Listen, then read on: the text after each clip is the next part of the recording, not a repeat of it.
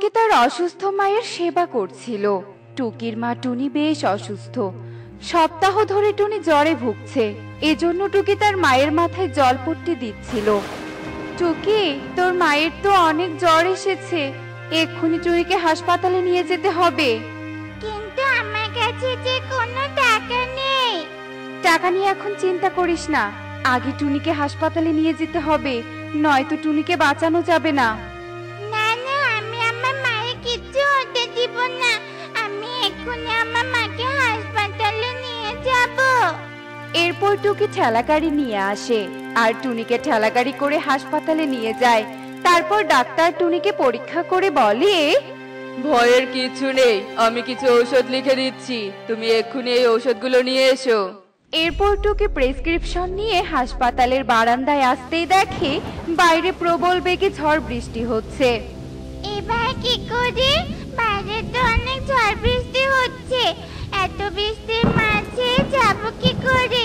একটা কাজ করি, প্রেসক্রিপশনটা পলিথিনের মধ্যে নেই, তবে আর প্রেসক্রিপশন ভিজবে না। এরপর টুকি পলিথিনের মধ্যে প্রেসক্রিপশনের কাগজটা ঢুকিয়ে নেয় আর কচু পাতা মাথায় দিয়ে বৃষ্টির মধ্যে যেতে থাকে। আর টুকি বৃষ্টির মধ্যে অনেক খোঁজাখুঁজির পর একটা ঔষধের দোকান দেখতে পায়। ওই তো একটা ওষুধের দোকান, যাই গিয়ে ওষুধ নেই। কাকু কাকু, আমাকে প্রেসক্রিপশনের ওষুধগুলো দিন তো। আচ্ছা দাঁড়া, আমি সব ঔষধ দিচ্ছি। এরপর কালু সব ঔষধ প্যাকেট করে টুকিকে দেয় আর বলে, তোর 1020 টাকা হয়েছে, দে টাকা দে। টাকা? কিন্তু আমার কাছে তো কোনো টাকা নেই। টাকা নেই? তবে ওষুধ কিনতে এসেছিস কেন? দে বলছি ঔষধ। যত সব উটকো ঝামেলা, বৃষ্টির মধ্যে একে বেচা কেনা নেই, তার মধ্যে সব ভিখারি কোথা থেকে যে আসে। কাকু, এভাবে বলুন না, আমার মা খুব অসুস্থ, হাসপাতালে ভর্তি, মাকে বাঁচাতে হবে। আমার মায়ের খুব জ্বর হয়েছে, ডাক্তারের ওষুধগুলো নিয়ে যেতে বলেছে। কাকু, এই ঝড় বৃষ্টির রাতে কানের কাছে ঘ্যান ঘ্যান করিস না তো, টাকা ছাড়া কোনো ওষুধ হবে না। শর্ত এখান থেকে, আমি এখন দোকান বন্ধ করে বাড়ি যাব। তোমার মা আর বেঁচে নেই, যদি তুমি ঠিক সময়ে ওষুধ আনতে পারতে তবে আজ তোমার মাকে বাঁচানো যেত। না, এ হতে পারে না।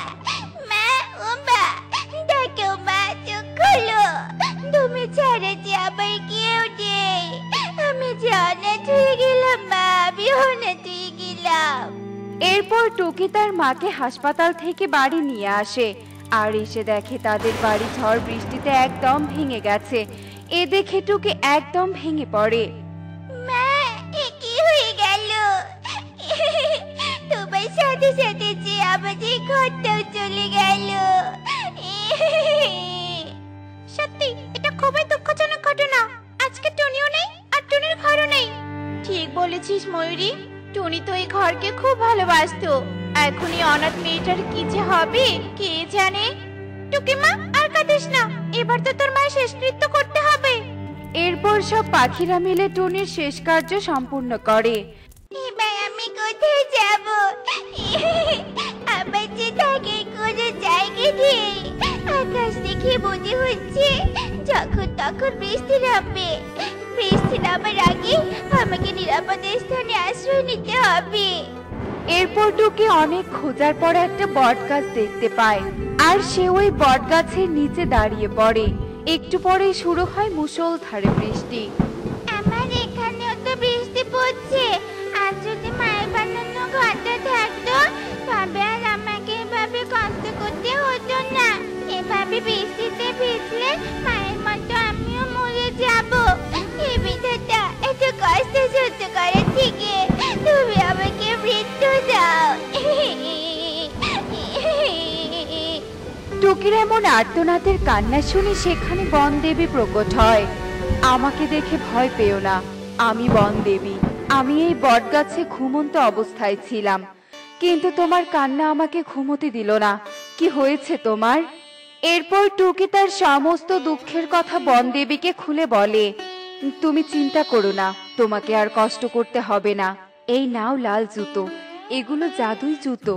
এই জুতো পরে তুমি একবার লাফালেই জুতো থেকে একটি স্বর্ণমুদ্রা বের হবে। তবে সাবধান, এই জুতো দিনে শুধু একবারই ব্যবহার করতে পারবে, কেননা এই জুতো পরে লাফালে তুমি একটু খাটো হয়ে যাবে, আবার পরের দিন বিশ্রাম নিলে আবার ঠিক হয়ে যাবে। তাই এই জুতোর সঠিক ব্যবহার তোমাকেই করতে হবে। এরপর বনদেবী জুতো জোড়া টুকিকে দিয়ে চলে যায়, আর টুকি জুতো দুটো পায়ে পরে নিয়ে একবার লাফ দিতেই জুতো থেকে একটি সোনার মুদ্রা বেরিয়ে আসে। তবে তো বান্ধবী একদম ঠিক কথা বলেছে, এবার আমার সব দুঃখ দূর হবে। মা, আমি আবার ঘর তৈরি করব, সেই ঘর আমি তোমার নামে করব। তখন কেউ আর বলতে পারবে না টুনিও নেই আর টুনির ঘরও নেই, তোমার প্রাসাদের মতো ঘর থাকবে মা। এরপর টুকি সেই সোনার মুদ্রা দিয়ে একটি সুন্দর ঘর তৈরি করে, যার নাম দেয় টুনি ভিলা। টুকি রোজ জাদু জুতো পরে লাফিয়ে একটি সোনার মুদ্রা নিত। সে দিনে একবারের বেশি সেই জুতো ব্যবহার করত না। আমার কাছে তো অনেকগুলো সোনার মুদ্রা হয়েছে, এবারে মুদ্রা দিয়ে আমি একটা হাসপাতাল তৈরি করব, আর একটা ওষুধের দোকানও দিব, যেখানে দরিদ্র পাখিরা বিনা পয়সায় সেবা নিতে পারবে। মায়ের মতো আমি আর কাউকে মরতে দিব না। এরপর টুকি তার ভাবনা মতো কাজ করে, বনে হাসপাতালের পাশাপাশি একটি ঔষধের দোকান দেয়। টুকির ঔষধের দোকানে ঔষধের দাম কম থাকায় বনের সব পাখিরা সেখানেই ভিড় জমাতো। কালুর দোকানে কেউ যেত না। এই পিচ্চি মেয়েটা কি এমন পেল যে রাতারাতি এত ধনী হয়ে গেল? দুদিন আগেও তো ঔষধের জন্য আমার পা ধরে কান্নাকাটি করছিল। গুপ্তধন পেয়েছে নাকি যে এত তাড়াতাড়ি এত পরিবর্তন? বনে হাসপাতাল দিয়ে ঔষধের দোকান দিয়েছে। এভাবে চলতে থাকলে তো আমি পথের ভিখারি হয়ে যাব। না না, আমাকে কিছু একটা করতেই হবে। এরপর কালু টুকির ব্যাপারে খোঁজ নিতে শুরু করে। আরে ময়ূরী দিদি, কোথায় যাচ্ছো? টুকির কাছে যাচ্ছি, আমার মেয়েটা অসুস্থ, তাই ওষুধ আনতে যাচ্ছি। ও তো দরিদ্র পাখিদের বিনা পয়সায় ওষুধ দেয়, ও মানে সব পাখির অনেক উপকার করে। কিন্তু ময়ূরী দিদি, ও এত পিচ্চি একটা পাখি এত তাড়াতাড়ি কি করে ধনী হলো? তুমি এটা জানো না? বনদেবী খুশি হয়ে টুকিকে জাদুই জুতা দিয়েছে। ওই জাদুই জুতোর জন্য টুকির এত পরিবর্তন। চলি, আমার অনেকটা দেরি হয়ে গেছে। তবে তো ওই জাদুই জুতো আমাকে নিতেই হবে। এরপর কালু টুকির ওপর নজর রাখতে থাকে, আর একদিন জানালা দিয়ে সে সবটা দেখে নেয়। ও আচ্ছা, জুতো পরে লাফালে এই সোনার মুদ্রা পাওয়া যায়। তবে তো এই জুতো আমার চাই চাই। হা হা হা হা হা। এরপর কালু একদিন সুযোগ বুঝে টুকির জুতো জোড়া চুরি করে বাড়িতে নিয়ে যায়, আর তা পায়ে পড়ে লাফাতে শুরু করে। আর সে লোভের বশে লাফাতেই থাকে।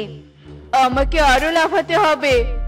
1 2 3 4, কত স্বর্ণ মুদ্রা! এবার চোখটা বন্ধ করে ফেলি।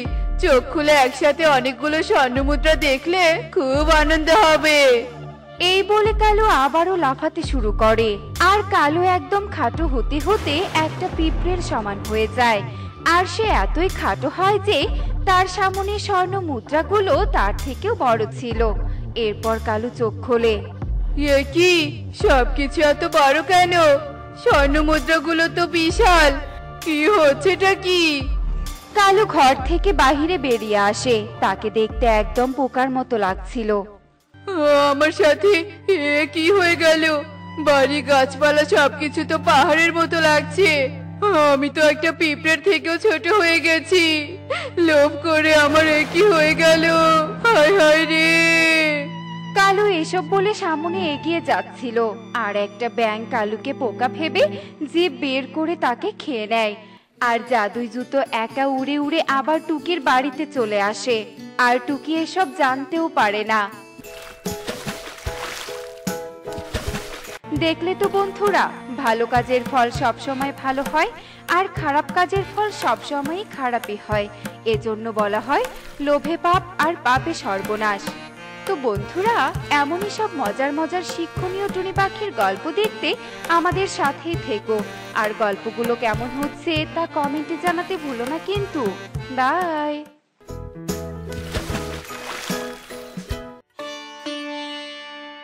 আরে টুনি যে, কি করছিস এখানে? মা মেয়ে মিলে এত বড় সিদ্ধান্ত নিয়েছিস, আমাকে কি একবার জিজ্ঞাসা করেছিলি? তোমাকে জিজ্ঞেস করার কি আছে কালু দাদা? মাত্র 3টে গাছের চারাই তো রোপণ করেছি। সেটাই তো বলছি, তুই আমার অনুমতি ছাড়া এ বনে গাছ লাগিয়েছিস কোন সাহসে? তুই জানিস না আমার অনুমতি ছাড়া এ বনে একটা গাছের পাতাও পড়ে না।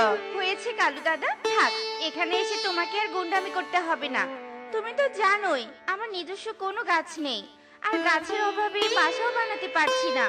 যাযাবরের মতো ছানাটাকে নিয়ে ঘুরে বেড়াচ্ছি। তাই তো গাছের চারা 3টে রোপণ করলাম। এই গাছগুলো বড় হলে এগুলোর মধ্যে শক্তপোক্ত গাছটাতে আমি বাসা বানাবো। এর মধ্যে ভুলেও তুমি হস্তক্ষেপ করতে আসবে না কালু দাদা। তোমার গুন্ডামিকে আমি ভয় পাই না। চল মা টুনটুন। এত বড় সাহস, আমার অবাধ্য হয়ে আবার আমার মুখের ওপর কথা বলে? আমি টুনিকে উচিত শিক্ষা দিব আজ। কালু কাক রাগে গজগজ করতে করতে চলে যায়, আর একটা কাঁচি নিয়ে এসে 3টে গাছের চারাই কেটে দেয়।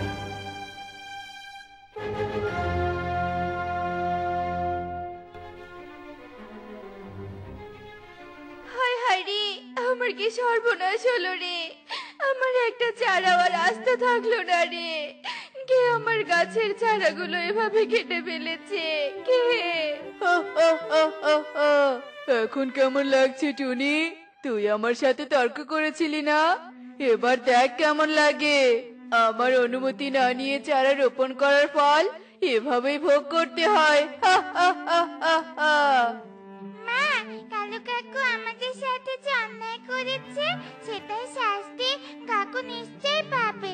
তুমি আর কাকুর সাথে কোনো ঝামেলা করো না মা। তবে কাকু আমাদের আরো বড় সর্বনাশ করতে দুবারও ভাববে না। তার থেকে ভালো চলো মা, আমরা এখান থেকে চলে যাই। চলো মা, চলো। টুনটুন টুনিকে নিয়ে সেখান থেকে চলে যায়, আর কালু কাক টুনির দুঃখ দেখে অট্ট হাসিতে হাসতে থাকে। উড়ি বাবারে, কি প্রচন্ড রোদ রে! পুরো শরীরটা আমার গরমে পুড়ে যাচ্ছে রে। উড়ি মারি, এই গরমে আমার বাইরে বের হওয়াটাই ভুল হয়েছে। তৃষ্ণায় আমার গলাটা ফেটে যাচ্ছে। প্রচন্ড রোদ আর গরমে অতিষ্ঠ হয়ে বান্টি কবিতর যখন উঠছিল, ঠিক তখনই সে দেখতে পায় ছোট্ট টুনটুন বড় একটা ডাবে ঠোকর দিচ্ছে। ডাবটা দেখে বান্টি কবুতরের লোভ হয়, আর বান্টি কবুতর টুনটুনের কাছে গিয়ে টুনটুনকে ধাক্কা মেরে ফেলে দেয়। ওরে বাবা রে, কি লাগলো! এটা কি করলে তুমি বান্টি কাকু? আমি কিভাবে ধাক্কা মেরে ফেলে দিলে কেন? ধাক্কা দেব না তো কি করব? আমি যে ডাবে নজর দিয়েছি, তুই সেই ডাব ছোঁয়ার সাহস করলি কিভাবে? এক্ষুনি এখান থেকে চলে যা বলছি, নয়তো তোকে মেরে তক্তা বানিয়ে ফেলবো। সে কি বান্টি দাদা, তুমি আমার ছানাকে এভাবে ধমক দিচ্ছ কেন? কি করেছে আমার ছানা? আমি কিছু করিনি মা, আমি তো ডাবে কোথায় বানিয়ে থাকার ব্যবস্থা করছিলাম। মাঝখান থেকে বান্টি কাকু আমাকে এসে ধাক্কা দিয়েছে। চুপ কর বদমাইশ!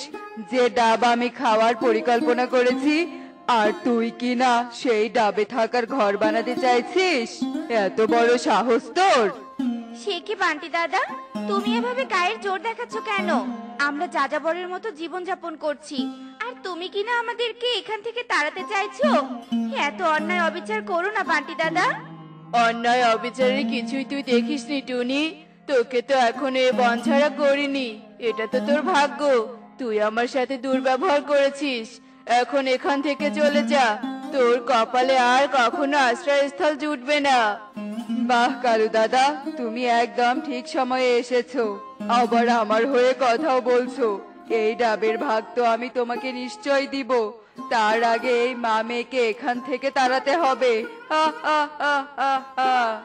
এভাবে বান্টি আর কালু কাক মিলে টুনি আর টুনটুনকে সেখান থেকে তাড়িয়ে দেয়। মা, কোথাও তো থাকার জায়গা মিলছে না। এদিকে তো বৃষ্টি এলো বলে, এবার কি তবে আমাদের বৃষ্টিতেই ভিজতে হবে? কোথাও কি আমাদের একটু মাথা গোঁজার ঠাঁই মিলবে না মা? কিছুই যে বুঝতে পারছি না রে মা। ওই শয়তান কালু তো কিছুতেই আমাদের পিছু ছাড়ছে না। আমরা যেখানে একটু থাকার ব্যবস্থা করছি সেখানে গিয়ে বাধা দিচ্ছে। তোকে নিয়ে যে এবার আমি কোথায় যাব কিছুই বুঝতে পারছি না। কেতো না মা, মন খারাপ করো না, শান্ত হও। কালু কাকু যে অন্যায় আমাদের সাথে করছে তার শাস্তি কালু কাকু নিশ্চয় পাবে। আর চেষ্টা করলে আমরাও কোথাও না কোথাও মাথা গোঁজার ঠাঁই পাবো, দেখো। ওরে বাবারে, ওরে মারে, কি লাগলো গো, কি লাগলো? ঝড় বৃষ্টিতে অন্য কারো বাসা ভাঙলো না, আমার বাসাটাকে এভাবে ভাঙতে হলো। এবার কি করব আমি? ঝড় বৃষ্টি থেকে রক্ষা পাবো কি করে? এসব চিন্তায় কালু কাক চিন্তিত হয়ে ওঠে।